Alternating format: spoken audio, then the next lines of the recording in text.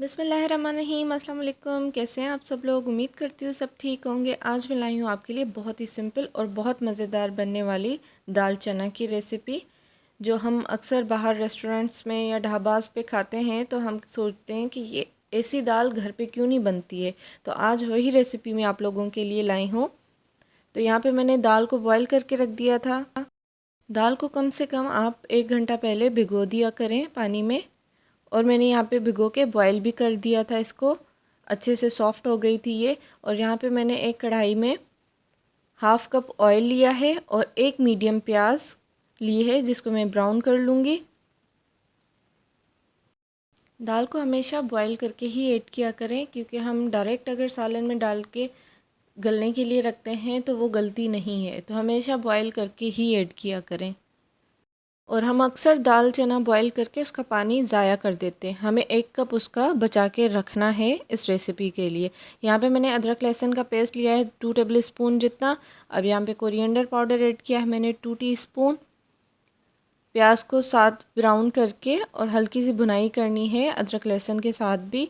1 teaspoon red chilli powder, half teaspoon हल्दी।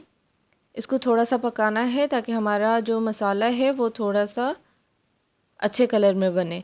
उसके बाद पानी ऐड कर देना है ताकि मसाला जले भी नहीं। और यहाँ पे हमने गरम मसाला 1 टीस्पून और यहाँ पे मैंने 4 अदद टमाटर का पेस्ट बना के ऐड किया है। आप चाहें तो सिर्फ कटिंग करके भी ऐड कर सकते हैं टमाटरों को, लेकिन कभी कभी ये होता है कि मार्केट में गलने वाले टमाटर नहीं आते हैं, जो सही से नहीं गलते हैं, तो उनको ग्राइंड करना ही ठीक रहता है।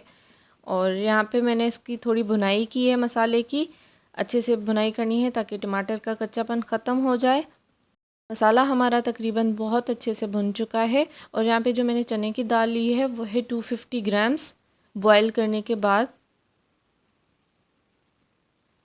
आप देख सकते हैं ये कितनी ज़्यादा गल गई है और पानी भी इसमें थोड़ा सा है। अभी मैंने बिल्कुल ड्राई नहीं की है दाल। थोड़ा सा पानी जो भी है इसका वो रहने देना है आपने।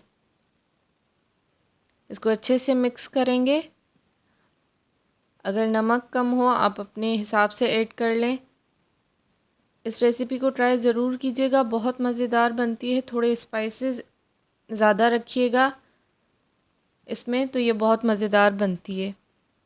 और यहाँ पे मैंने कोरिएंडर लीव्स को कट करके रखा था और रेड चिली मैं फ़िलहाल साबित ऐड कर रही हूँ। आप चाहें तो कट करके भी ऐड कर सकते हैं।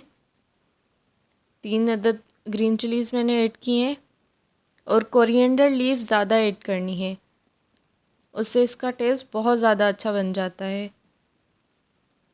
रेड चिलीज़ आपको ज़्यादा पसंद है, आप उसका पेस्ट भी इसमें ऐड कर सकते हैं। तो हमारी यहाँ पे देखें बिल्कुल रेडी है चने की दाल। अब आपको अगर भुनी हुई दाल चाहिए आप इस स्टेज पे इसको उतार लें। अगर आपको थोड़ा सा शोरबा चाहिए इसमें, तो इसमें थोड़ा सा पानी ऐड करें और फिर इसको लो फ्लेम पे 5 मिनट के लिए रख दें। और बिल्कुल एंड में हमने इस पर हाफ़ टी स्पून जितना ज़ीरा पाउडर ऐड करना है और वो लास्ट में ही ऐड करना है आपने, जब दम पे हो दाल, तो उसका बहुत अच्छा फ्लेवर आता है और बिल्कुल रेस्टोरेंट स्टाइल ढाबा स्टाइल की दाल बन जाती है हमारी। अगर आपको थोड़ा सा और ज़्यादा एक्स्ट्रा शोरबा चाहिए तो आप इस तरीके से थोड़ा सा पानी ऐड करके, और पानी थोड़ा सा ज़रूर ऐड कीजिएगा क्योंकि सारे मसाले दाल में भी अंदर तक चले जाएंगे, वरना क्या होता है दाल फीकी रहती है मसाले में ऐड होने के बाद भी। तो इसको 5 मिनट तक हम इस तरह दम पे रख देंगे। हमारी दाल चना बिल्कुल रेडी है। आप इसको रेस्टोरेंट स्टाइल कहें या ढाबा स्टाइल चने की दाल कहें, लेकिन बहुत लजीज बहुत फ्लेवरफुल बनती है। इस रेसिपी को ट्राई ज़रूर कीजिएगा। वीडियो को लाइक कीजिएगा, कमेंट करके ज़रूर बताइएगा वीडियो कैसी लगी आपको, और मेरे चैनल को सब्सक्राइब ज़रूर कीजिएगा। अगर आपकी कोई रेसिपी की फरमाइश है तो वो भी मुझे कमेंट में ज़रूर बताइएगा। तो नेक्स्ट वीडियो में इंशाल्लाह उसी पे बनाऊँगी। कौन कौन कहाँ से मेरी वीडियो देख रहा है तो वो भी ज़रूर बताइएगा कमेंट में।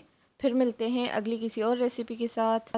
चैनल को सब्सक्राइब करना मत भूलिएगा। अल्लाह हाफ़िज़।